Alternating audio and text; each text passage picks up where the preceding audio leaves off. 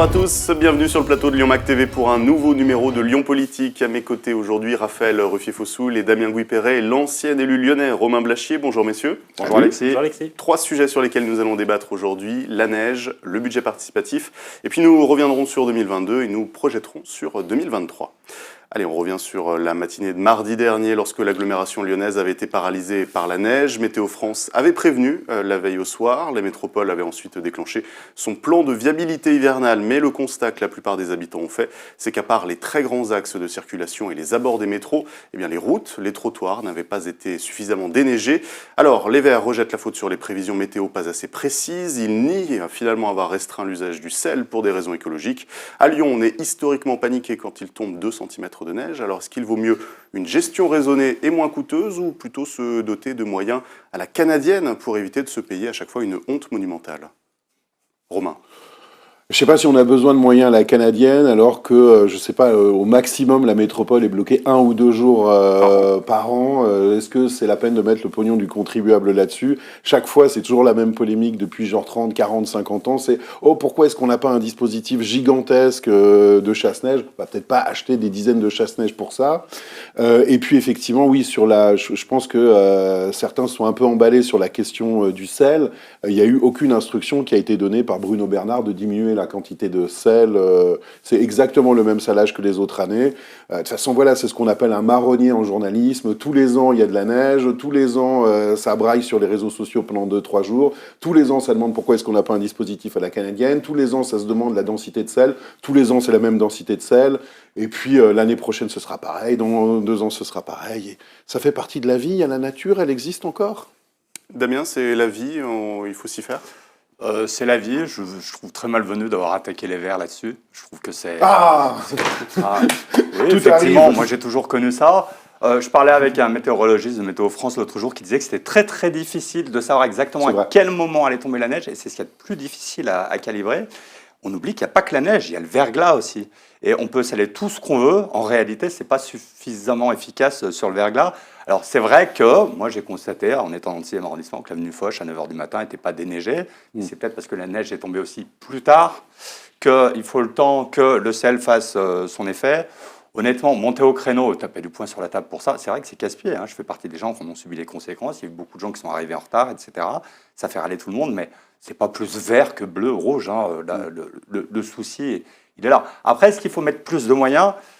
Peut-être, effectivement, on a moins d'événements neigeux en ce moment. On aura de nouveaux événements neigeux dans les années à venir.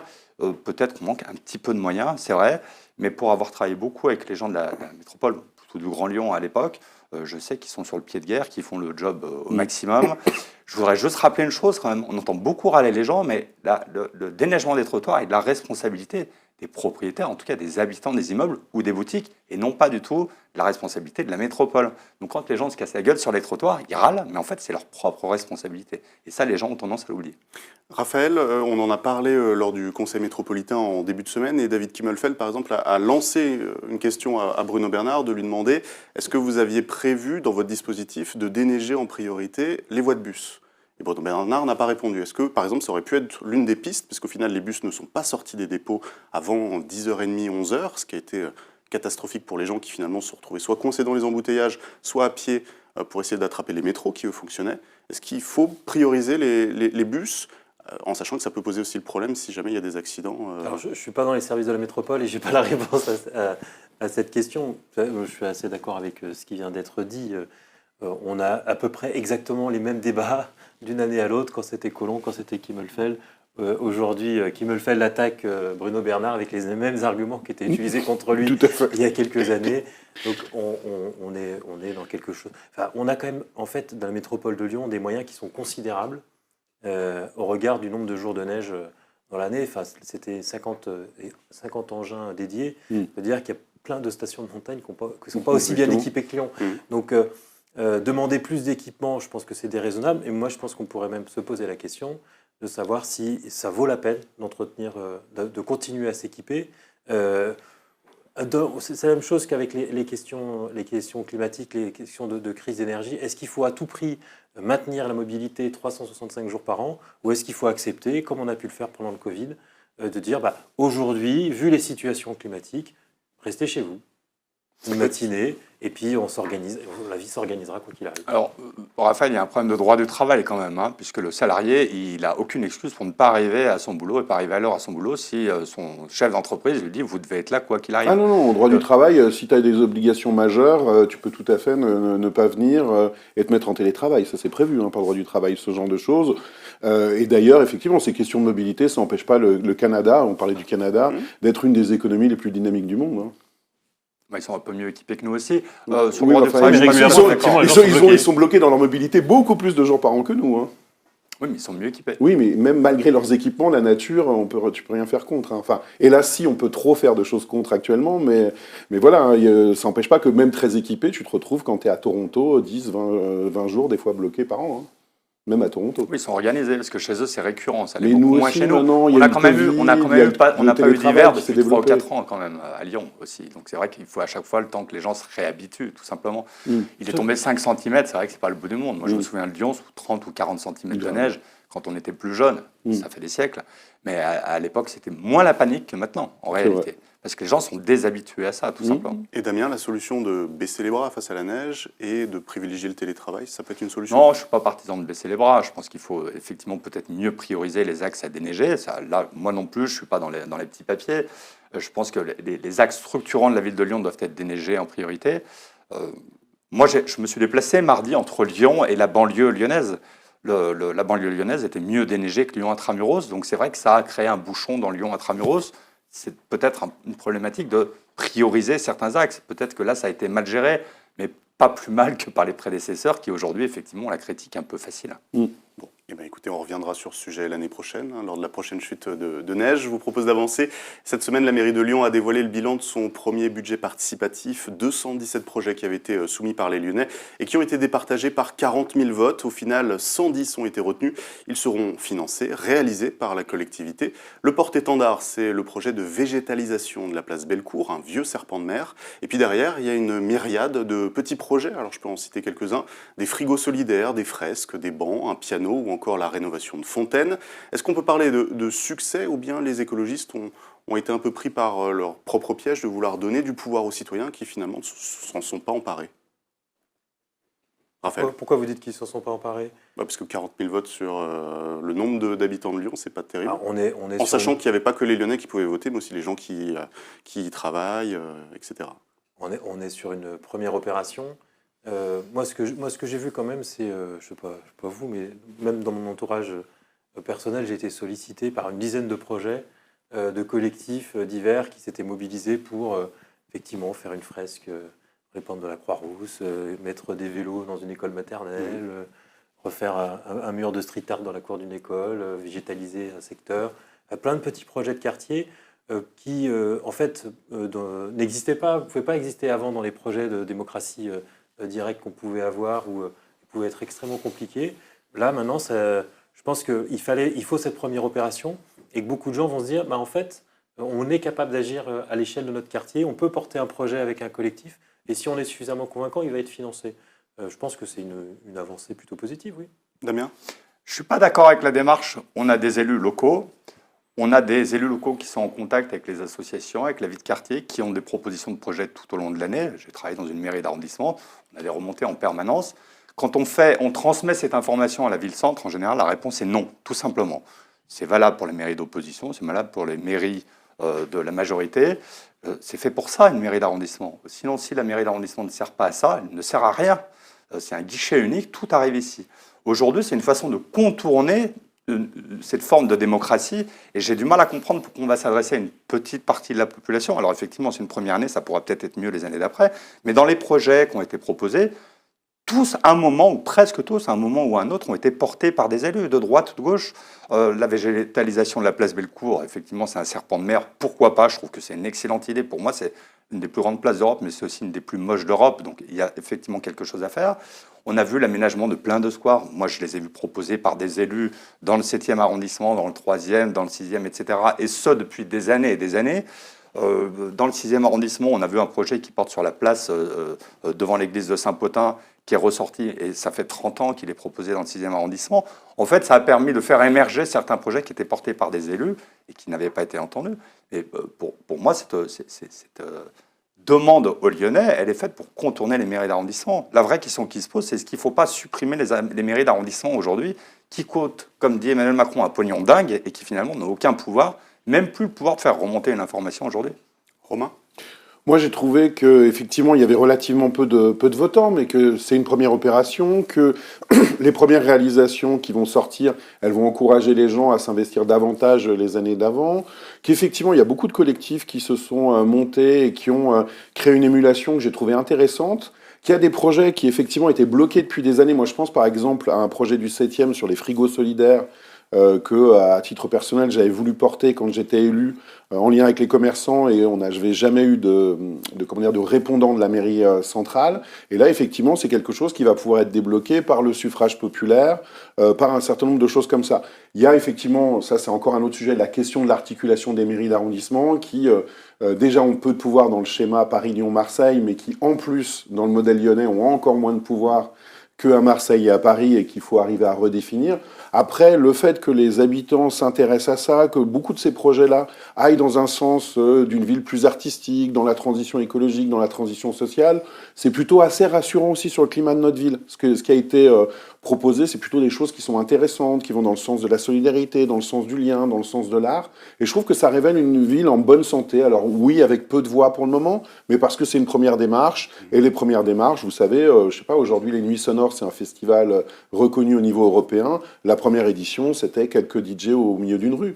Et ça a progressé. Moi, ce sera pareil, à mon avis, pour le budget participatif. Et effectivement, il y a aussi le mérite de enfin faire sortir certains serpents de mer qui, des fois, traînent depuis 20-30 ans et qui peuvent être aussi débloqués comme ça. C'est pas mal aussi. Ça permet de contourner aussi un certain bureaucratisme qu'on voit dans certaines collectivités. Raphaël, sur la végétalisation de la place Bellecour, politiquement, ça peut être un vrai coup, un vrai plus pour Grégory Doucet. Ça peut être l'un des emblèmes de son mandat. Mais il y a aussi tout un problème. Si ça n'a jamais été fait jusqu'à présent, c'est parce qu'il y a beaucoup de contraintes techniques, notamment à cause du parking, à cause du métro. Est-ce qu'il n'y a pas un risque aussi de faire quelque chose à minima qui peut aussi décevoir ? C'est une vraie question, parce que la place Bellecour... Il y a un vrai conflit d'usage. C'est une place qui a une fonction métropolitaine évidente. C'est la place des grands rassemblements populaires. C'est aussi pour ça qu'elle n'était pas végétalisée. Toutes les manifs commencent, finissent place Bellecour. Et le nombre d'événements à l'année est extrêmement important. On comprend que les gens qui habitent dans le quartier aient envie de voir autre chose. Je pense que beaucoup de Lyonnais trouvent que cette place est un peu triste et seraient contents de l'avoir végétalisée. Est-ce qu'il n'y a pas une attente d'une oasis et au final, on va peut-être avoir un peu d'arbres tout autour ? Oui, je trouve qu'effectivement, c'est un sujet qui est compliqué et c'est un vrai test pour une démocratie participative. C'est est-ce que, en construisant avec les habitants du quartier, on va réussir à trouver le bon équilibre pour faire quelque chose qui à la fois plaise aux gens du quartier, mais dans une place qui est utilisée par l'ensemble de l'agglomération. C'est quand même un défi urbanistique qui est important. On a entendu Damien sur le projet. Romain, vous, sur ce projet particulier de la végétalisation de la place Bellecour, on se souvient que pendant l'élection métropolitaine, David Kimmelfeld avait sorti de son chapeau au dernier moment un projet justement de végétalisation avec de la pelouse, etc. Pour vous, c'est une bonne idée ? Écoutez, oui, de toute façon, c'est vrai que c'est une place qui est emblématique de Lyon, mais qui en même temps a du mal à être habitée quelque part. Je veux dire, habitée par les passants. Hein. Bien évidemment, il y a des riverains qui sont nombreux. Après, il y a effectivement ce risque de décevoir qui est vrai à cause des conflits d'usage qu'il y a. C'est vrai que c'est une place qui est qui a un nombre d'usages qui est vraiment tellement multiple. Il sert à regarder les matchs de Coupe du Monde lorsque la ville décide de mettre des écrans. Ça va pas être le cas sur ce coup-là pour les raisons du boycott qui vont être suivies. D'ailleurs, c'est plutôt une position assez constante du maire. J'ai vu qu'il y avait d'autres villes qui changeaient d'avis sur le boycott de la Coupe du Monde. Pour le coup, là, c'est plutôt à mettre... qu'on soit pour ou contre le boycott de la Coupe du Monde, mettre au crédit de la cohérence de la mairie de continuer, y compris sur la finale. Mais aussi, il y a aussi un lieu de manif, aussi un lieu d'événements commerciaux. Il y a beaucoup d'événements commerciaux, mine de rien, dessus, de foires, de choses comme ça. Et en même temps, c'est une place sur laquelle qu'on traverse. C'est pas une place sur laquelle on reste, c'est pas une place sur laquelle on fait des choses, à part quand il y a des installations temporaires ou des manifs. Et c'est vrai que la rendre un peu plus agréable, cette place, ce serait quand même quelque chose d'important. Voilà, reste à voir ce que techniquement ils ont étudié, mais j'imagine que si la mairie a poussé à ce point la visibilité de ce projet, c'est quand même sur ce projet qui a été le plus communiqué par la mairie, c'est qu'ils ont des billes. J'imagine pas qu'ils vont nous accoucher de 2 arbres après avoir communiqué là-dessus. Mais est-ce que c'est pas aussi parce que derrière, il y avait des petits projets et qu'ils auraient été bien embêtés sans gros projets pour représenter à la presse et aux Lyonnais? Pas forcément. Quand vous regardez la manière dont la consultation a été faite par la ville, il y a une énorme insistance sur les projets de proximité. Moi, je vois, il y a par exemple 18 projets de proximité dans le 7e, 28 dans le 3e, et qui sont parfois des projets qui vont quand même changer assez fortement le cadre de vie des gens. Très bien. Eh bien, terminons sur un sujet plus large. Je vous ai demandé, messieurs, de réfléchir à des événements qui vous avaient marqué en 2022 et à ce que vous souhaiteriez ou avez envie de suivre en 2023. On va quitter une année qui a été rythmée, notamment par autre chose que le Covid-19. Alors, qui veut se lancer? Et puis après, vous avez la possibilité de rebondir sur vos propositions. Moi, j'ai retenu un événement qui a beaucoup marqué 2022, qui a beaucoup marqué 2023. C'est cette fameuse ZFE qui fait débat. Et à mon avis, il y a un rendez-vous manqué sur cette ZFE. Tout le monde est d'accord sur le fait qu'il faut limiter le nombre de véhicules polluants dans la ville et dans la métropole. Je crois qu'aujourd'hui, plus personne ne peut être contre. Donc, il y a un calendrier qui a été établi. Selon moi, il y a un calendrier qui est un peu rapide, parce qu'il faut un temps d'adaptation. Et qu'on va rappeler simplement, vignettes critères 5 qui sont interdites dans le secteur de la métropole depuis septembre. Et au 1er janvier, vous avez les contrôles et les contraventions qui tombent. Tout à fait. Ce n'est pas ce calendrier-là qui me gêne, parce que ça touche finalement assez peu de véhicules, même si ce n'est pas très social pour les quelques personnes qui sont propriétaires de critère 5. Ce qui me gêne, c'est la suite du calendrier. Ce qui me fait peur, c'est qu'on ne soit pas prêt, en réalité. Et je trouve que d'un point de vue social, on va toucher toute une classe moyenne, qui ne va pas avoir forcément les moyens de changer de véhicule dans les temps, qui ne va pas forcément avoir les moyens de recharger ses véhicules électriques, qui n'aura pas forcément les moyens de transport pour circuler dans Lyon ou autour de Lyon. Et autant je trouve la démarche très saine et tout le monde est d'accord avec ça, autant je trouve que le calendrier n'est pas adapté par rapport aux moyens qui sont mis en face. Alors j'entends beaucoup aujourd'hui la métropole dire mais si on donne de l'argent, on va accompagner, etc. Mais en fait, ils vont accompagner des gens qui ont très très peu de moyens. Le français moyen ne va pas être accompagné. Et puis on accompagne sur des véhicules voitures, on n'accompagne pas sur des 2 roues électriques par exemple, qui prendraient moins de place dans l'espace public. Il y a quand même beaucoup d'artisans qui vont souffrir de ça parce qu'ils ont rentré dans leurs amortissements l'achat d'un véhicule avant que cette ZFE soit votée. Et c'est pour ça que j'ai retenu ça, parce que pour moi, c'est un peu un rendez-vous manqué. On va commencer à en subir les conséquences dès 2023, et ça va être l'année ZFE 2023. Et les gens vont commencer à se dire, qu'est-ce que je fais de mon véhicule? Si vous avez un véhicule diesel aujourd'hui qui a 100 000 km au compteur, est-ce que vous alors qu'il il est vignette critère 2, est-ce que vous l'emmenez jusqu'au bout? Jusqu'à 150, 160, 170 000 km au risque de polluer beaucoup plus. Est-ce que vous en débarrassez maintenant, mais la technologie ne le permet pas parce qu'il n'y a pas assez de bornes, parce qu'il n'y a peut-être pas assez d'aide, etc. C'est une vraie question qui n'est pas une critique, qui est plus une inquiétude. Et je pense que 2022 a vraiment été marqué par des débats sur ce sujet de la droite, de la gauche, etc., des écologistes. Je pense que 2023, on va commencer à se dire, est-ce qu'on n'est pas allé un peu vite en besogne par rapport aux moyens qu'on a mis en face? Et pour parfaire votre propos sur les aides, on a vu cette semaine que seulement une dizaine d'aides avaient été faites à la métropole de Lyon, qui donne quelques milliers d'euros pour passer à l'électrique ou au vélo. Alors, c'était ma petite touche finale. Pardon. Je pense qu'en plus, sur les ZFE, on a un vrai souci de communication. Il y aura évidemment plus de gens qui vont demander des aides. Aujourd'hui, les gens sont un peu paumés. J'ai personnellement appelé la métropole il y a 2 jours pour leur demander un plan un peu plus précis, plus d'informations, etc. Même sur leur site internet, ce n'est pas toujours très clair. Sur les plannings, sur les explications. Il n'y a aucune distribution boîte aux lettres pour informer le grand public. Or, tous les partis politiques, quand ils font une campagne, ils font à toute boîte, on y arrive. On arrive à recevoir le journal de la métropole dans notre boîte aux lettres. Pourquoi on ne recevrait pas une information ad hoc sur la ZFE? Je trouve qu'il y a un vrai raté de communication. Et effectivement, le peu de demandes d'aide qui ont été faites cette année, c'est assez révélateur du fait que les gens ne savent pas précisément ce que c'est que la ZFE. Ils ne savent pas ce que c'est que la métropole, ils ne savent pas ce que c'est que la ZFE. Alors, le périmètre de la ZFE dans la métropole, ils le savent encore moins. Qui veut enchaîner?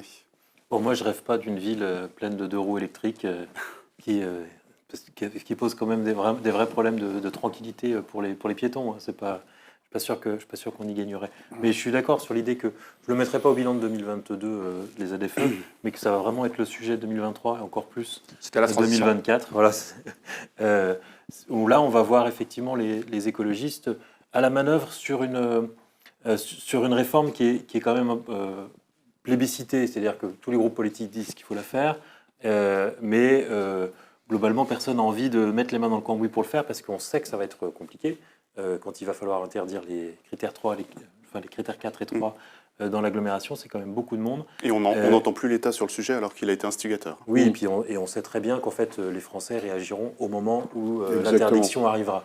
Comme auparavant, quand Michel Noir avait bloqué les traversées de la presqu'île, c'est quand les Lyonnais se sont retrouvés coincés dans la presqu'île qu'ils ont réfléchi progressivement à changer leur mobilité. Personne ne le fait par anticipation, on gère les problèmes au moment qu'ils arrivent. Moi, sur 2022, un événement quand même que je pense que je garderai, enfin j'en garderai deux, mais en positif, c'est Villeurbanne, capitale de la culture. On n'en a pas forcément assez parlé peut-être, mais c'était une belle mise en lumière de cette ville qui a toujours eu une action culturelle forte, donc c'était intéressant. Je ne sais pas si c'est le signe d'un réveil un peu de cette ville, parce que ces dernières années, Villeurbanne misait beaucoup sur la culture, avait fait peu de choses en termes d'urbanisme. Il y a une volonté apparemment de faire des choses, on va voir si ça avance. Mais en tout cas, je trouve que c'est bien aussi de retenir des événements comme ça dans une année. Romain ? Plusieurs choses. Déjà, il y a eu la continuation du développement de l'usage du vélo dans la métropole, avec les voies lyonnaises, avec, pour le coup, une bonne communication sur la question de la mobilité électrique au niveau vélo, avec des aides complémentaires de l'État développées par la métropole, sur lequel il y a eu plutôt une bonne communication et avec... un échelonnement social, c'est-à-dire que les aides étaient plus grandes pour les classes populaires que pour les classes moyennes et supérieures, ce qui est plutôt dans un sens intéressant. Les voies lyonnaises, ça va développer l'usage du vélo vers les banlieues, vers les quartiers populaires et dans d'autres domaines. Donc c'est aussi un usage de l'écologie populaire qui est intéressant. Autre élément aussi, c'est la question, 2022, c'est la première année culturelle pleine depuis le Covid, donc avec des questionnements, avec effectivement pour le moment on voit pas, il y a eu la réussite de Villeurbanne, capitale de la culture, clairement, effectivement, qui a une tradition culturelle importante. À Lyon, pour le moment, c'est un moment de transition quelque part. Il y a eu la création du Festival de l'eau, est-ce que c'est vraiment un festival culturel? Est-ce que c'est plus un festival socio-culturel? Ça, c'est un autre domaine. Il va falloir qu'il trouve un peu sa place, ce festival. Il y a eu beaucoup d'événements, certains qui ont marché, d'autres qui n'ont pas marché, mais c'est encore une fois normal pour un événement qui débute. C'est intéressant en tout cas de voir ce qui peut se passer. Puis ça faisait longtemps qu'il n'y avait pas eu de nouveau festival à Lyon. Et puis aussi le fonctionnement des Nuits de Fourvière. Les Nuits de Fourvière, elles vont changer de gouvernance. Là, on arrive dans le Final Four des 4 candidats qui ont des profils tous les 4 extrêmement intéressants, évidemment. Qu'est-ce que ça va donner? Il y en a certains qui veulent le mettre qui pensent qu'il va falloir le mettre en régie publique à terme. Il y en a d'autres, enfin, qu'il faut que ça arrête d'être en régie publique, pardon, et le mettre autrement en délégation de service public. On sait qu'il y a une discussion là-dessus et que Van Stevendel et Nathalie Perrin-Gilbert sont pas forcément sur les mêmes positions là-dessus. Comment ça va être dans la ville qui a créé le cinéma? On le dit beaucoup. Quand vous voyez que les salles sont en train d'être désertées, au niveau des producteurs de concerts, ça devient... vous avez des grosses choses qui arrivent. C'est-à-dire, par exemple, évidemment, OL Group arrive avec ses têtes d'affiche à remplir facilement. Olivier Ginon arrive à remplir facilement. Mais pour tous les concerts un peu en dessous, il y a des difficultés réelles de jauge et des difficultés réelles d'un écosystème indépendant. L'écosystème indépendant lyonnais, la plupart des structures, elles ont 20-25 ans. Elles sont arrivées à maturité. Mais sauf qu'aujourd'hui, donc, elle brasse elle brasse un certain nombre de salariés. Mais il commence à y avoir des fragilités, il commence à y avoir des structures qui sont peut-être pas en danger, mais qui ont des fragilités qui n'existaient pas auparavant. Et ça aussi, ça va être intéressant de voir à terme ce que ça va pouvoir donner. C'est-à-dire, qu'est-ce que ça va être le futur paysage culturel de la métropole lorsque vous avez plusieurs promoteurs hyper importants qui se sont installés, Live Nation aussi, qui s'est installé, qui est un peu le géant mondial, à côté d'un tissu qui était traditionnellement indépendant des concerts. Comment est-ce que tout ça va réussir à cohabiter à terme? Et voilà, ça va être quoi l'écosystème culturel lyonnais dans les prochaines années? C'est ça me fascine assez fortement. Eh bien, on suivra tout ça l'année prochaine. On est arrivé au terme de cette émission, la dernière de 2022, donc on se retrouvera début janvier. Lyon Mag reste évidemment actif durant les vacances. Passez tous d'excellentes fêtes.